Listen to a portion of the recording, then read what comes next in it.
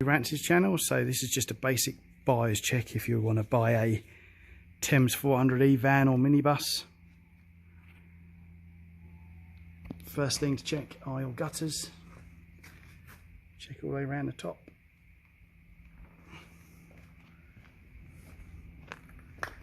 Because that will be quite an involved repair from the inside and the outside, because they tend to go from the inside as well.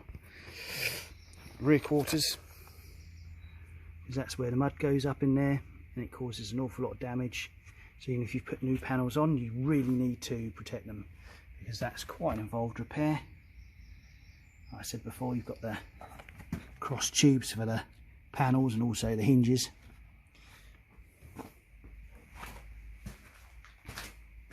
Make sure you've got the trim.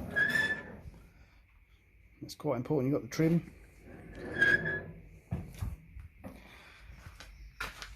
The rear cross member, rear valance, This badge, if it's an early one, is extremely hard to find. Cord that side. Check your footstep panel area, because they go in here and in there.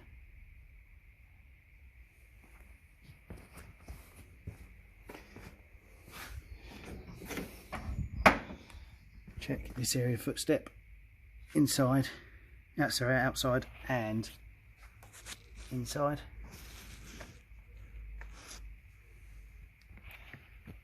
Check your floor pans all the way around, because they do leak, they do rot out into the outside. This area here is particularly prone, down in the corner, bottoms of the door.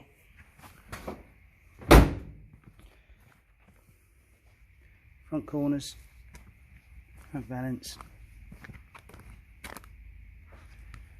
and background here again. Just check. There, that mine's gone. And check your floor pan all the way around.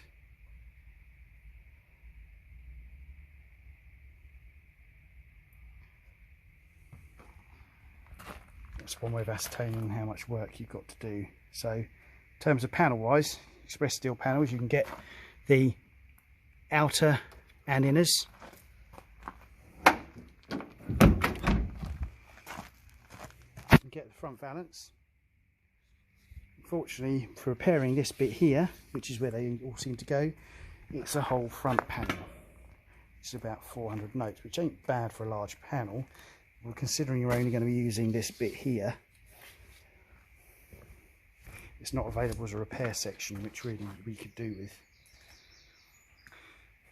And the rear quarter panels, they're available from Express Steel. They're not bad ones either, I don't think. But you just check all your panels basically. When it comes to the mechanics,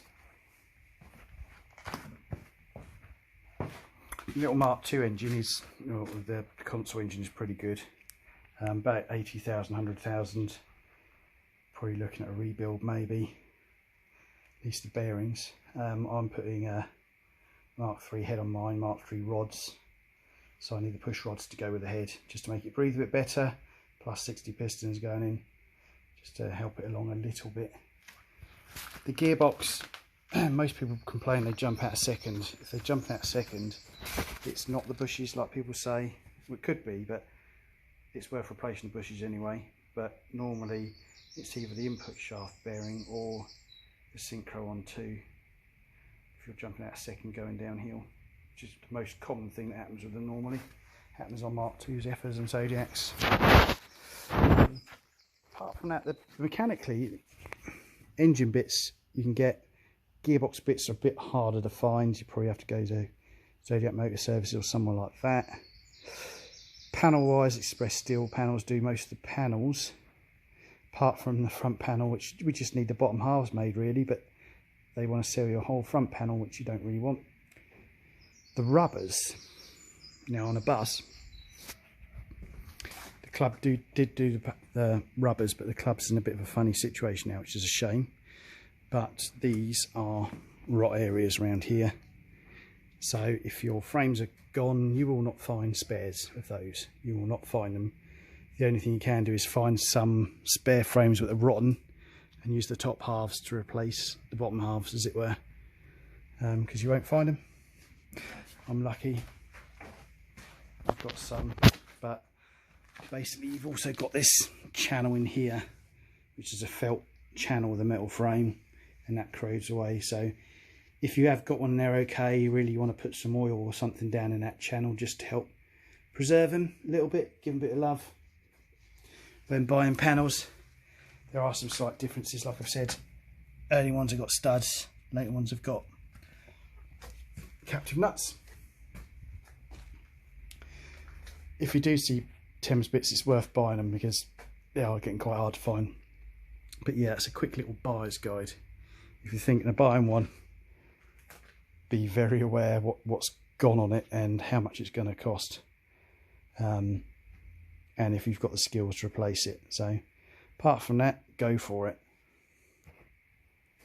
The other area I forgot to mention is the very frilly battery tray area, which is extremely thin pressing.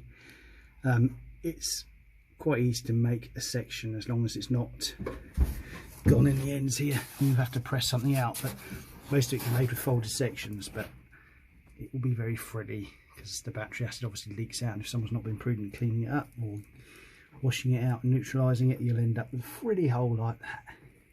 Aware of is white asbestos. So they have asbestos heat shields in the engine bay that look like this. So beware, they're damaged like this one.